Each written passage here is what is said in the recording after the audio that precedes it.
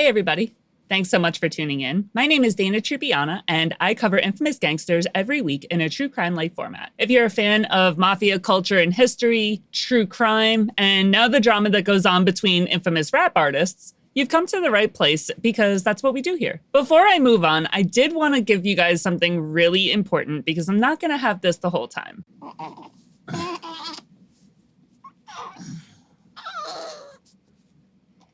This, everybody, is Lucas.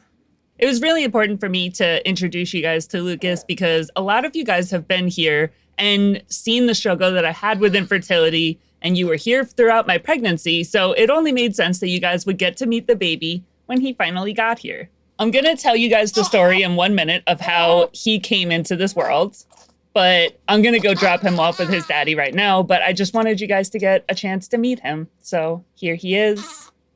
This is baby Lucas Gabriel, and he's the light of my world. Okay, let's go back to daddy. Mwah. Okay, we're back without the baby. Oh my God, I feel like it has been forever since I've been here, so I'm so happy to finally be back. I really don't know how I used to go like months at a time without posting at all. I've been going out of my mind here. I'm so happy to be back, so hi friends. If you follow my channel and you watch any of my updates or anything, you know that I've been gone for a while because I gave birth to the baby I just introduced you guys to. And I told you that I'm gonna tell you the story of how he came to be.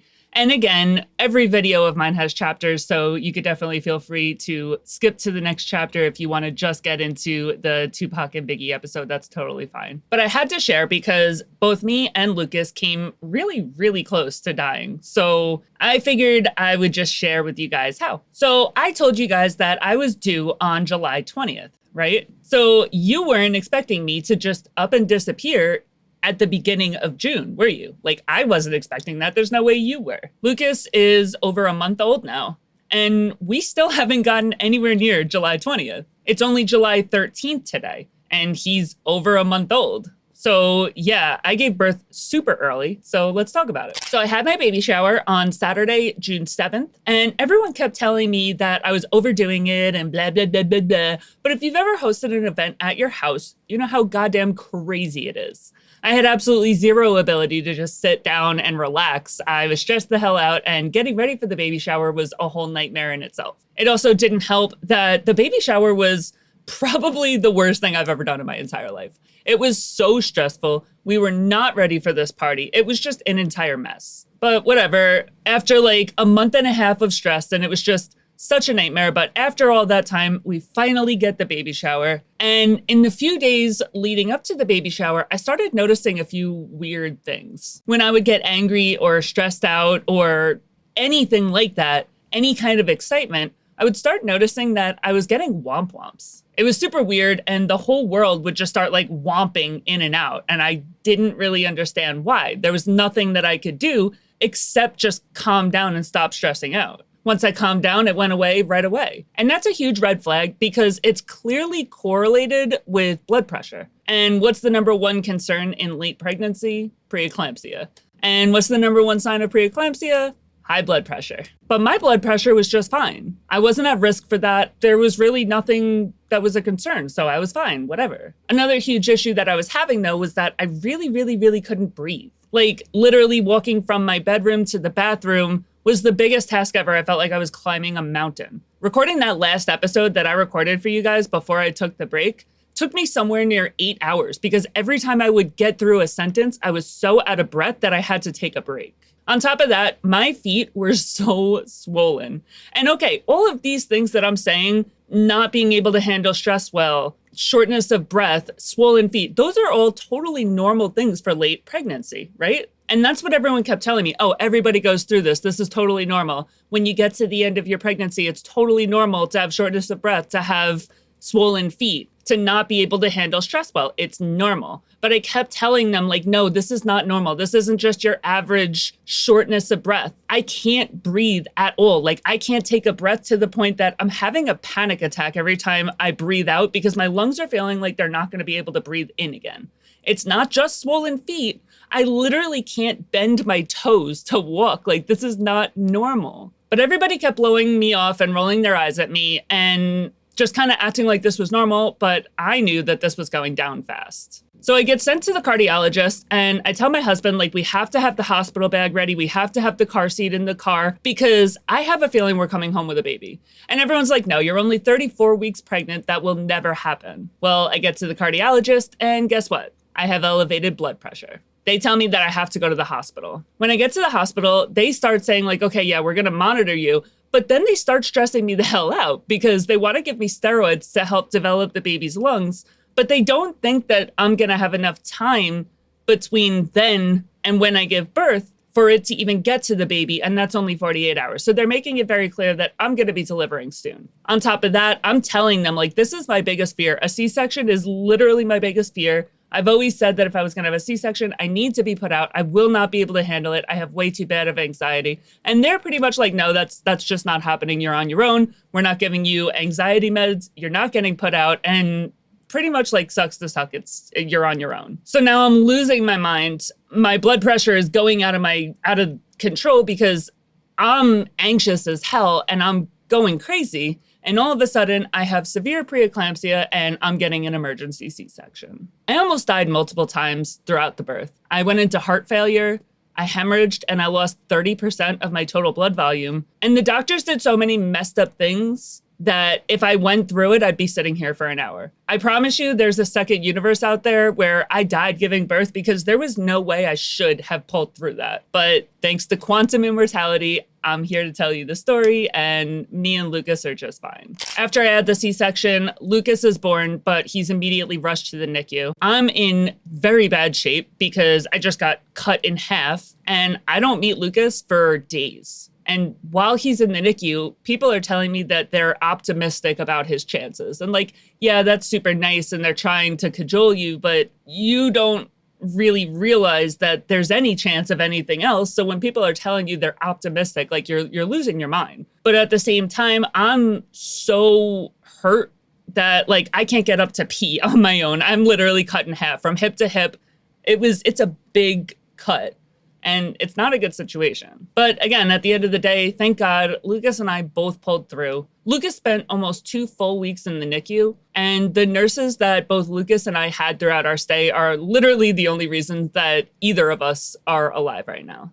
So if any of you are watching, you guys are like the real life MVPs. And I love you guys. Lucas was born at 5 pounds. He dropped down to 4. And when he was discharged from the NICU, he was at 4'11". Now he's at almost 7 pounds, but he's still the tiniest, cutest little baby you'll ever see in your whole life. And he's such a fighter. He was on a CPAP machine, a feeding tube. He had jaundice and he needed to be under the light for 2 days. This kid fought through so much and lived to tell the tale. And I can't even express to you guys how lucky I feel to be able to tell you that he's home with us now. After 10 years of infertility, 5 years of medicated IVF, and the most traumatic birth that I could ever imagine, I finally had all my dreams come true, and I honestly feel like the luckiest human being that's alive. So now that I've trauma dumped all over you guys, let's go ahead and get to tonight's episode, shall we?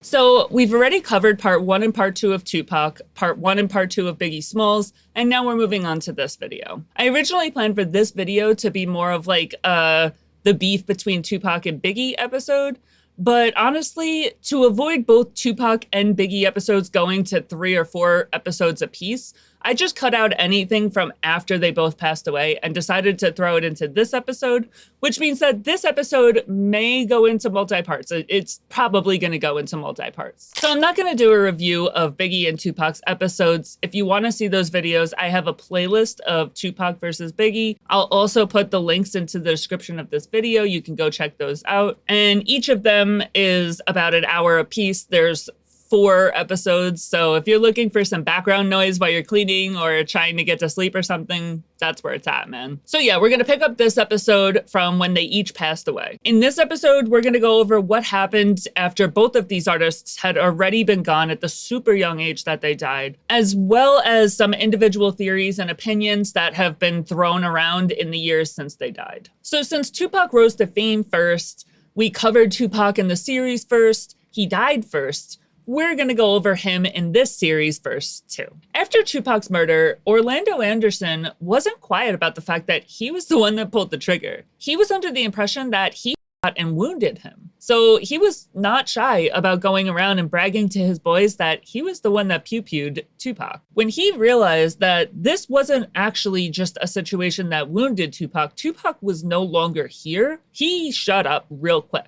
But the fact that he was bragging about it before he learned what he learned had a lot of people hearing that and knowing exactly what happened. Anderson was quickly arrested, and he was called the suspect in nearly a dozen shootings. When they brought Anderson in, they brought him in for a different situation. And when they got him in for that situation, they decided to question him about the Tupac situation as well. And as soon as he got brought in, Anderson became famous overnight. Note that I said that they brought him in to question him, not that they arrested him. He was never arrested in relation to the Tupac or any other situation. After being brought in for questioning and kind of becoming famous overnight, Anderson would start going on the news, smiling, saying it wasn't him and that he wished that people would stop bringing this up and stop accusing him. But he also made it very clear that he was just not saying this. He didn't want to go to jail, but he also let everybody know, like, there's an underlying story here. There's a reason people are looking at me. Orlando Tive Baby Lane Anderson got into his own situation in a separate gang dispute on May 29th, 1998, and he did not make it through. That brought a halt to any kind of investigation into Tupac's situation. Not that anybody would have ever gotten arrested. Orlando Anderson was never going to get arrested. He didn't have his own situation until 1998. So it's very clear no one was ever getting arrested. But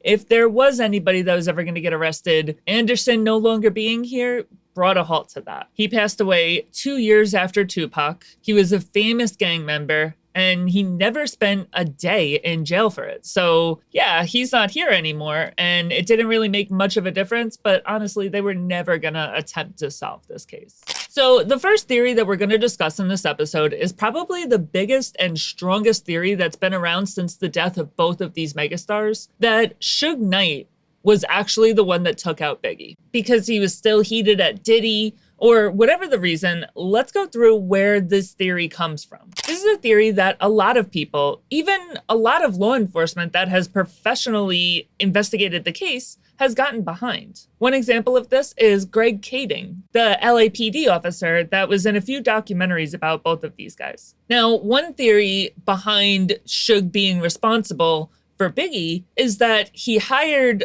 a man named Wardell Faust, a blood member, to take out Biggie in retaliation for Tupac. Another person to suggest this theory is Nick Broomfield. He made a documentary called Biggie and Tupac. In this documentary, Broomfield includes a BBC interview where he answered the question of who killed Tupac with a quote from Snoop Dogg. He answered, "The big guy in the car next to him, Suge Knight." This documentary, though very low budget and not great, had a lot of really interesting facts that I hadn't heard before. But overall, honestly, it was the worst piece of media I think I've ever been forced to consume in my life. But let's go through it and the theories that were brought up, because some of them are the same ones that were in the Netflix documentary and a lot of the other documentaries that have been made around the two of these guys. Now, Russell Poole, a former LAPD officer, started a lawsuit after investigating Tupac and Biggie, and according to him, he found the answers, but he was then silenced by the LAPD. He resigned after 18 years on the force, which is absolutely ridiculous, because if you've ever been in a public service profession like that,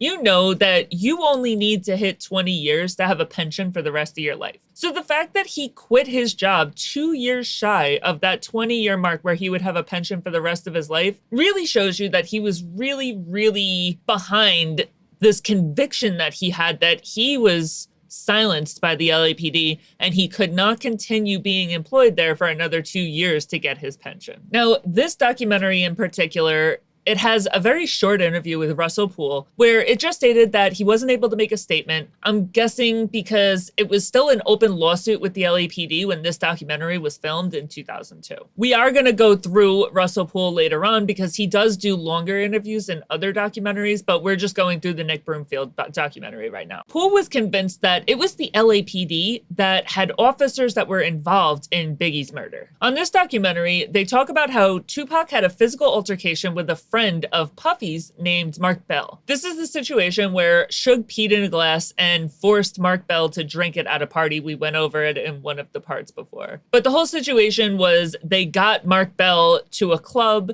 They were trying to get Mark Bell to give up Puffy's address, and he wouldn't. So they were going to throw him a beating, and Suge peed in a glass and forced Mark Bell to drink it at this club or party or wherever they were at. They talk in this documentary about how Tupac referred to himself as the Don, and he referred to Suge Knight as the Godfather because they would hang out and watch the Untouchables. And they called Death Row the Untouchable Row, which is interesting because Biggie wanted to name his album The Teflon Don. It's kind of funny how these street gangsters that were like embroiled in Bloods versus Crips wars were always leaning into the Italian mafia gangster trope. I don't know. I personally kind of like that just because I'm into the mafia, obviously. But as far as this documentary goes, I'm not gonna lie, the entire documentary is so cringy. Like, I don't know why, but there's just something about this guy and about all of the conversations that he has and the way that he approached people. And it just made me like cringe. Like, I could not watch it. I had a blanket over my face for a lot of it. So another theory that's posited by this documentary is that the FBI was responsible for the East Coast versus West Coast rap war. Remember when I told you guys that Tupac believed that it was Biggie that was responsible for the shooting at Quad Records? And that the reason that he believed that was because that while Tupac was sitting in jail, people came and told him that it was Biggie and his homeboys that attacked him outside of Quad. Well, there's theories that it was actually the FBI that was having informants go and pass that information along to Tupac because their whole responsibility was to form dissension among the hip hop and rap community. Now, do I believe that? No. I think that they said it because it was Biggie's homeboys that went at him outside of Quad. Do I think that Biggie set it up? No. Do I think Biggie knew it was going to happen?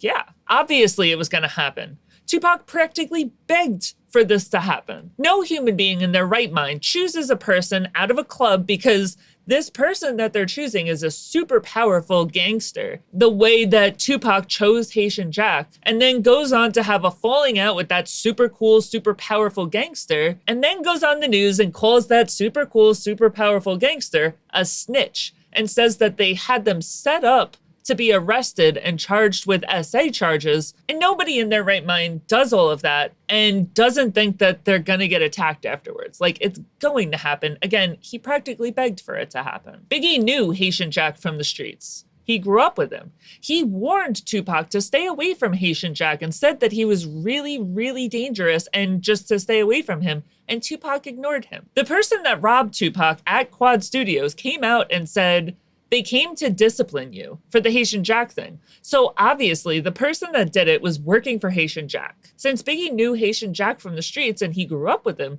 obviously he's gonna know the person that Jack hired to take care of the mess that Tupac is causing in the news. So it all lines up. It all makes sense that Biggie knew these people. So I don't think it was anything as nefarious as the FBI causing dissension in the rap community. I think Biggie did know the person that robbed Tupac. I think that he knew that it was going to happen because what are you going to do? What the hell is he going to do? Is he going to fight Tupac's fight for him because Tupac ignored him and kept hanging out with Haitian Jack even after he told him not to? Is he going to go up against one of the most powerful gangsters in New York, even though Tupac's in the news talking crap about him? Even though he told him to stay away from him? Like, what was Biggie supposed to do? Tupac ignored him, and Tupac got what Tupac asked for. He got attacked. Could Biggie have warned him that the robbery was gonna happen? Yeah, he could have. But would Tupac have even listened if he did? Probably not. Nick Broomfield, in this documentary, he talks about how crazy it is that the police officers were working for Death Row Records, and even equates this to organized crime. And I've got to say, this might be the dumbest thing I've ever heard in my life. A lot of cops work for those kind of people. They're allowed to provide security services for anybody. They provided security services to make sure that they don't get murked on Flamingo Road the way that Tupac ended up getting. It's not like they were running errands for him. It's not like they were doing crimes for them. They were providing security services. So whatever, you got to take what Nick Broomfield says with a grain of salt. One of those police officers, Officer Hackey, formerly with the LAPD in Compton, appeared in this documentary as well, fresh out of jail in 2002. He was in jail for having a trunk full of AK, and he got out of jail on January 14th. Hackey is referenced later on as working undercover for the FBI a year before the murder of Tupac. And they betrayed him, not giving him the promotion that he was promised, and letting him waste away in jail. He said that he has the documents to prove that this happened, which he said that he could provide and had been offered $250,000 to produce, but never actually provided. He says that the FBI and the ATF agents were in a car just behind Tupac on the night that he was shot. In the documentary, Broomfield accuses Hackey of dealing, pretty much saying that because Hackey provided security services for Death Row, that he was a dealer. And it's so dumb. It's so cringy. Like, this is why I was cringing the whole time I was watching the documentary. Because he's saying, like, oh, okay, so it's okay to see when you're off duty, but not while you're on. Pretty much saying that just because you provide security services, you're automatically a dealer for this rap artist. And it's just so stupid. Like, the whole thing is just so I hate this guy. He references Death Row Records as a criminal organization, proving that this man is definitely not from America, where any ordinary citizen knows that innocent until proven guilty means you can't just film a documentary and say in the documentary that Death Row was a criminal organization when they had never been so much as tried as a criminal organization. There's never been any kind of RICO charges or anything against Suge Knight or any of the people that are involved in Death Row Records. No less freaking found guilty of it. So he's calling Death Row Records a criminal organization, but not one time does he say allegedly, not one time does he bring up any charges or anything. So if this guy was from America, like, I'm surprised Suge Knight didn't go after this guy and sue him for everything, because you can't do that.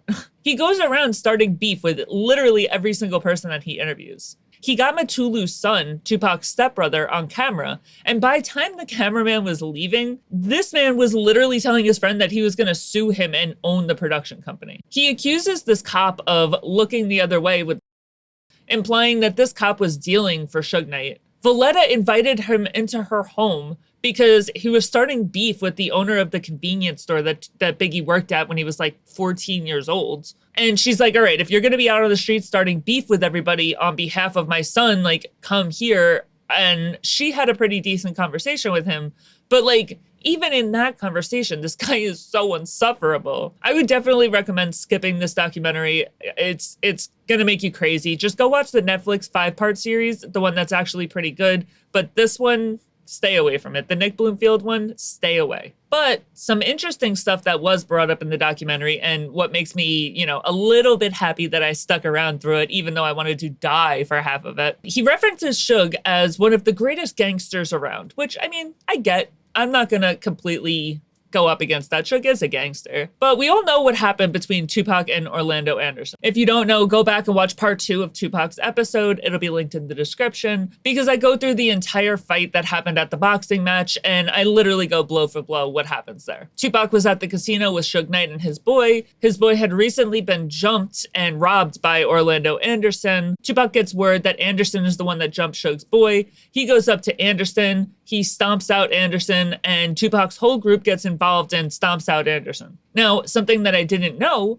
was that Suge Knight went to jail for 9 years after the murder of Tupac. Why? Because that beating of Orlando Anderson that was at the MGM Grand Hotel, that was a parole violation. And I never knew that. I never knew that Suge went to jail for 9 years for that fight. And I feel like the judges and the police, they knew that Suge Knight had a huge part to play in Tupac's death, but they couldn't prove it. So they just got him on the only thing that they could, the fight that led up to his death. And they used that to put him away for as long as they possibly could, because who has ever in their life heard of someone going to jail for 9 years for kicking someone a few times? Like, the fight wasn't even that bad. The fight with Orlando Anderson, it's caught on camera. Nobody even gets hurt. There's no broken bones. There's nothing crazy that goes on in that fight, but he did 9 years for it. And the only explanation for that could be that the judge knew that he had something to do with Tupac getting taken out, and this was the only way that he was ever going to get him on anything. So he gave him 9 years for a street fight. Like, a pretty mild street fight, too. It really wasn't that bad. Russell Poole thinks that Suge Knight staged the incident at the casino. He doesn't think that it was Orlando Anderson that pulled the trigger at all. He thinks that Suge Knight hired people to take out Tupac, and that the fight at the casino was staged as a motive for Anderson to do it, citing mafia movies as a source of inspiration for this brilliant plan. Russell makes it clear that he does believe that it was Suge that set up Tupac's death as well as Biggie's. Like, he thinks it was all Suge. He says that at the time of his death, Tupac was owed around $10 million from death row, and that Tupac had been telling people that he had a plan to leave death row and take millions of dollars worth of his songs when he went, giving Suge all the motive in the world to hire somebody to take care of him, while sitting in the driver's seat of the car, of course. According to Russell, Tupac was killed in order to avoid paying those millions of dollars and avoid letting him leave. Which is weird that Tupac is saying that he was gonna leave, even though he signed a multi-year contract with Suge Knight in prison, and the two were talking about opening a new company called Death Row East, and they had plans to start this company together and go up against Puffy. So it's weird that Tupac was planning to leave. And the whole thought is that Biggie was killed in order to throw attention off of Tupac's, when in fact it was really just a ploy to appear like anyone cared. There was also a theory that was posited that maybe Biggie was killed by Suge to get back at Puffy, even though the beef between Suge Knight and Puffy was manufactured in favor of Tupac, and once Tupac was dead, there really wasn't even any beef left. So, I mean, you know, again, these theories can kind of get crazy. I don't really believe them, but who the fuck am I? Before moving on, I do have to make a little snide, I watched the entire documentary, and the way that things were spelled in this documentary was freaking hilarious. Like, if you ever do waste your time and watch this documentary, turn on the subtitles. Because every time they said Crips, they spelled it Crips. Every time they said Mob Pyrus, they spelled it Pyrus. And I don't know if that's just like a British thing or just shitty production company stepping in to make subtitles that was clearly for the subpar movie, but it might just be another case of him not knowing anything and thinking that that's how all of these words are spelled. It's ridiculous. Because you also got to remember, this is the days before Google. If I were Matulu's son or Valletta or Russell or anybody that was involved in this documentary, I would sue this man for every single penny that he's worth. This is the most ridiculous thing I've ever seen in my life. And people are bashing me for culture vulturing and all of that. Like, okay, go watch that documentary and then come talk about me. It stated that after Tupac's death, there were over 20 shootings in Compton over a 10-day period between the Pyrus and the Crips. According to Broomfield, these took place in order to take the attention off of Suge Knight's involvement in Tupac and Biggie's murders. Let's not talk about the fact that Biggie wasn't dead by then. He died 6 months after Tupac, so how could 20 murders in the 10 days after Tupac's death have absolutely anything to do with Biggie's death and Suge Knight's involvement in it that hadn't happened yet? Not involved in this documentary, but Suge Knight does an interview where the interviewer asks if he would tell police if he knew who killed Tupac, and he answers, absolutely not. I don't know why you would expect any other answer from a man who refers to himself as the Godfather, but like,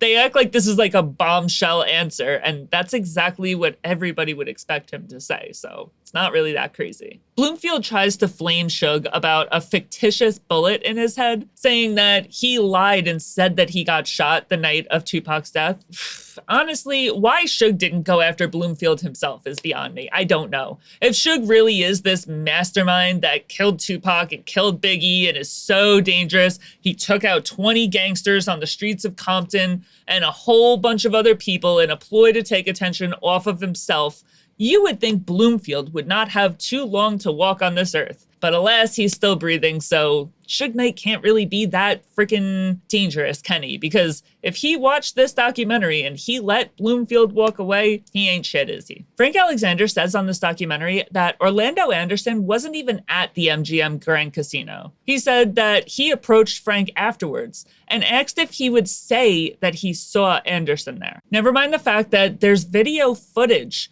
that is literally on this documentary showing Anderson getting his ass beat at the MGM. But sure, he wasn't even there. That's fine, whatever.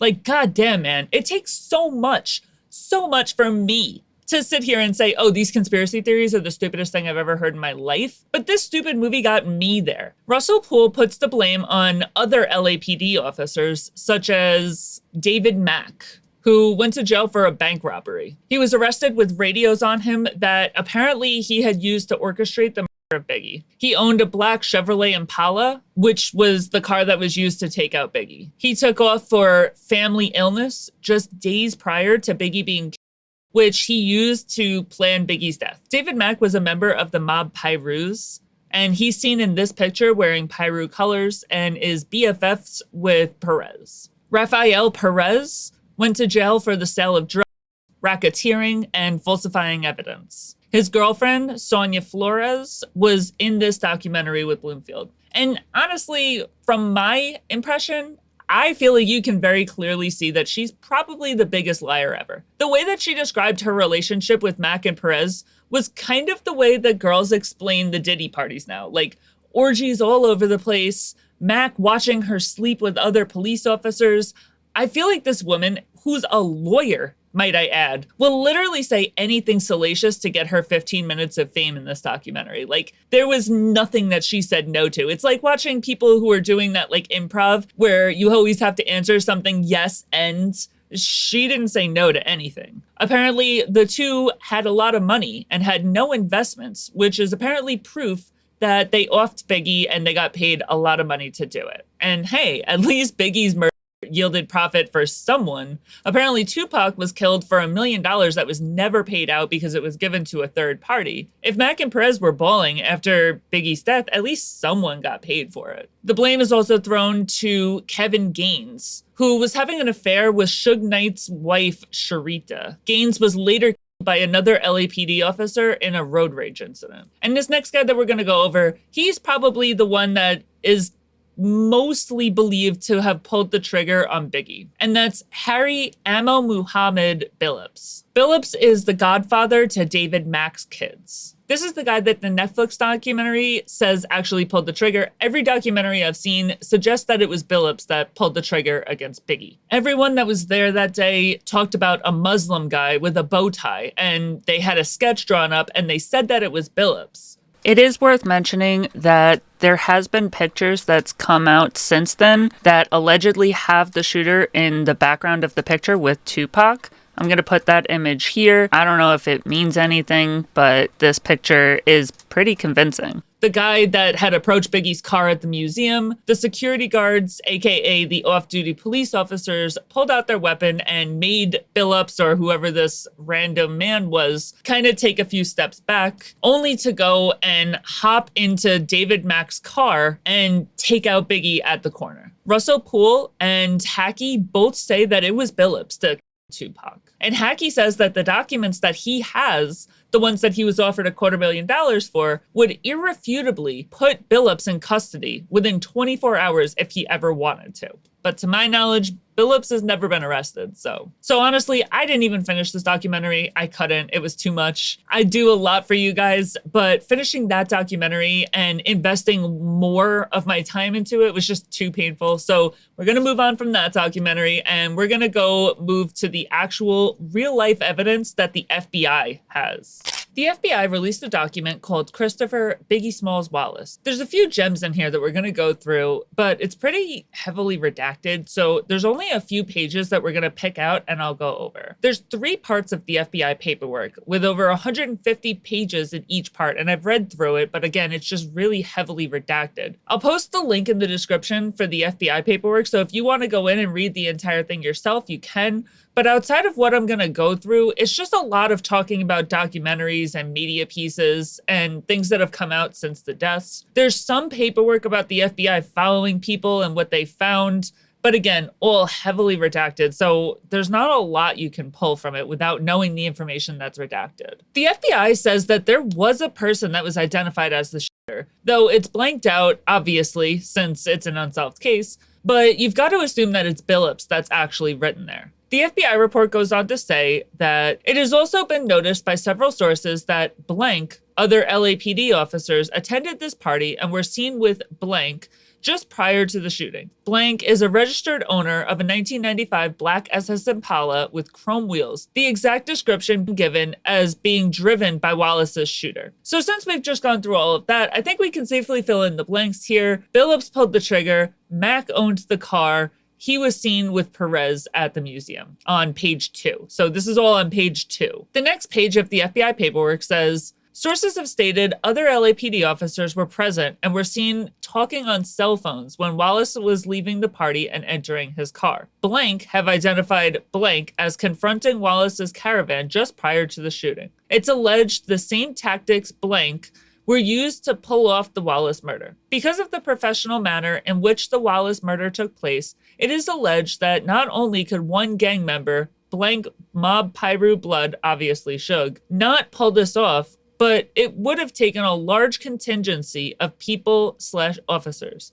After a search warrant was served at blank residence, blank, it was discovered in his garage he had a shrine of Tupac Shakur and numerous 9mm guns and ammunition, LAPD radios, scanners, and other tactical items. Now, before I keep going here, it's pretty clear that who is being talked about here is either David Mack or Billups, but most likely Mack. It continues, note, a 9mm gun was used to kill Wallace with a very rare Gecko 9mm ammunition. Tupac was killed in Los Angeles in September 1996, 6 months prior to Wallace being shot. It's alleged that Wallace murder was in retaliation to the Tupac murder. Tupac worked for Death Row Records at the time he was shot by the West Coast, while Wallace worked for Bad Boy Records in the East Coast. Both were worth millions, and there was a rivalry going on between the East Coast rap versus West Coast rap. They go on to talk about the civil case that Valletta filed against the LAPD for $400 million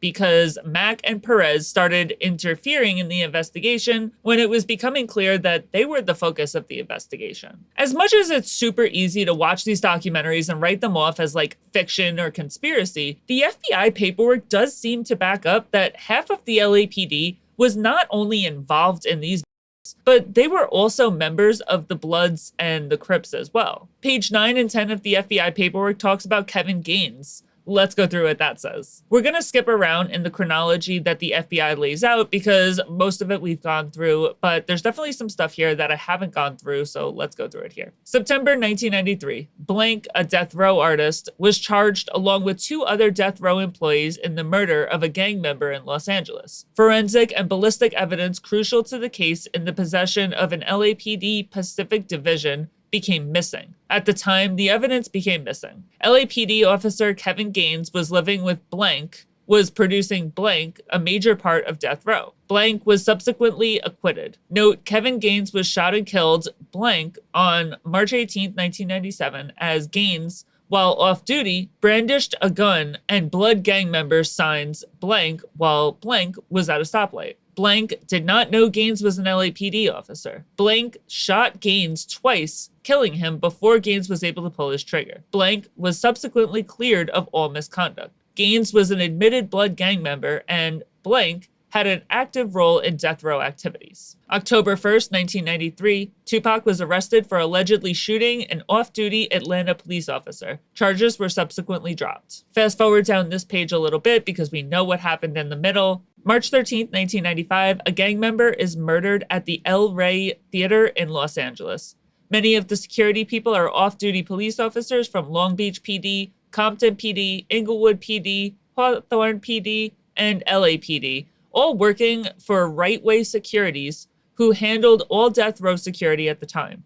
The victim was beaten by numerous blood gang members, death row, blank, and many police officers working for the death row are/were blood gang members. So here's an interesting tidbit that I didn't put into the Tupac episode because I didn't know it yet. Remember when I told you guys in part 2 of Tupac about how his girlfriend's apartment had been robbed at the same time that he was getting robbed at Quad Studios? And it made Tupac not trust anybody because another member of his rap group, Randy Stretch Walker, was the only person who had a key to his apartment, and the robbers used a key to gain entry. Well, interestingly enough, right after Jason Robles was killed on November 1st, 1995, Randy Stretch Walker was killed in late 1995 in a drive-by shooting in Queens, New York. Now, take that, everybody that said that I was a piece of shit for saying that Tupac was a gangster. Oh, Dana's just a culture vulture. She's pretending that Tupac was a gangster. He wasn't a gangster. He was just a innocent, deep soul that was an artist. He was pure. Yeah, he definitely had Stretch taken out. Let's not talk about him being arrested for shooting a police officer. Even though Stretch is listed here as a death row artist, Tupac hated him for that robbery. And if anybody was responsible for that drive-by, it was him or Suge. So yeah, definitely a gangster. And that definitely vindicates me at least a little bit in my own head. Pure artist soul, my ass. Tupac died in September of 1996, so he was definitely still alive when Stretch was killed, and I fully believe that Tupac was 100% responsible for that. So anyway, back to the FBI paperwork. Page 11 talks about Who Shot Ya coming out and how Death Row perceived this song as relating to the Quad Studios robbery and shooting. It also talks about how the LAPD started to investigate the relationship between Death Row and the off-duty police officers that they employed as security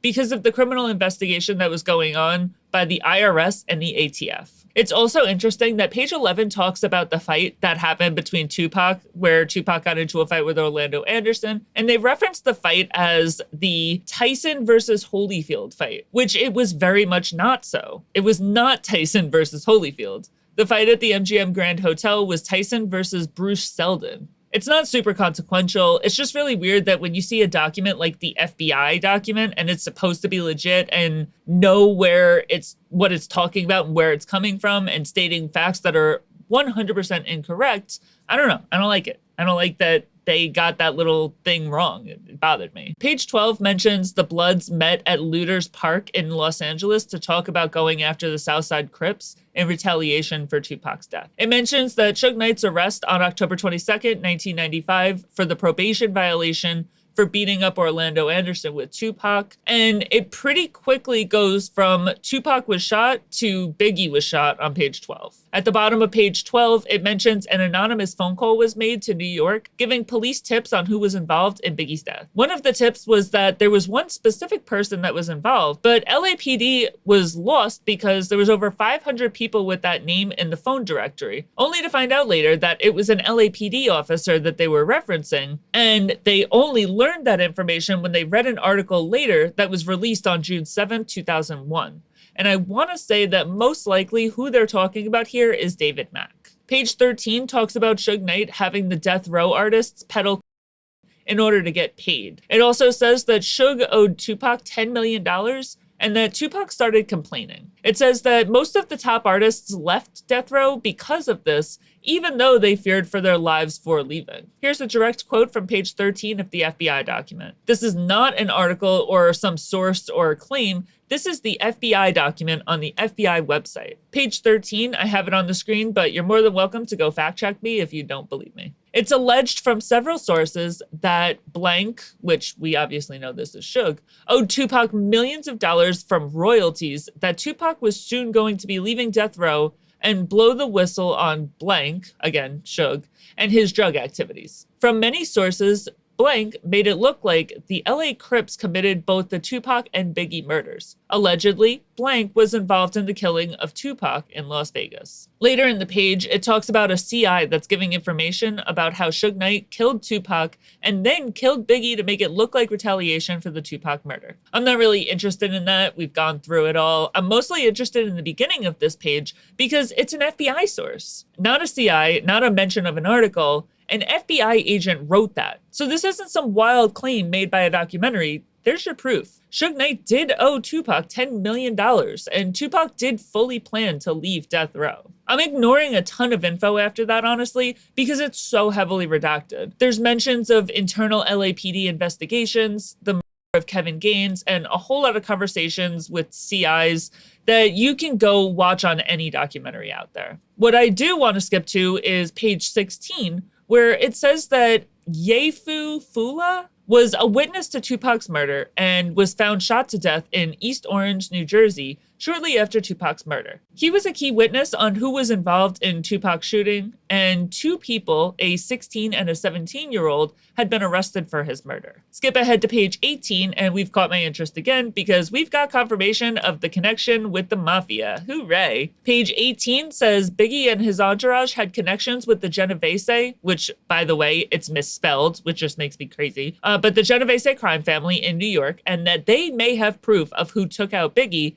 but refused to provide it. All over this FBI document, it states that the person that shot Biggie has been fingered. There's a specific person listed, even though it's redacted, and it says blank has been identified by several sources as being the trigger man. So this thought that nobody was ever questioned and nobody really knew who it was that took him out, the FBI knows damn well who pulled the trigger and why.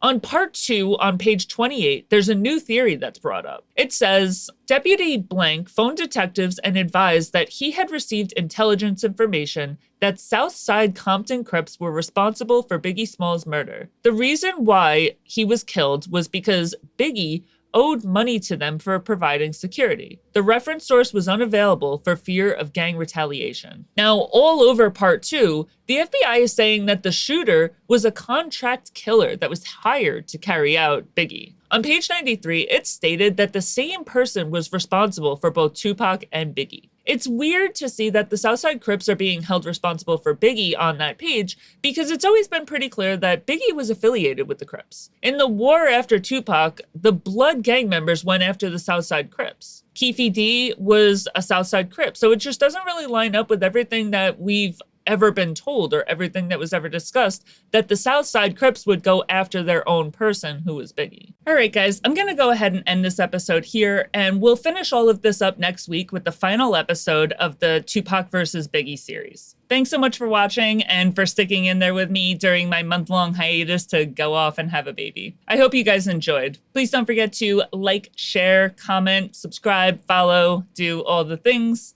and I'll see you next week. Bye.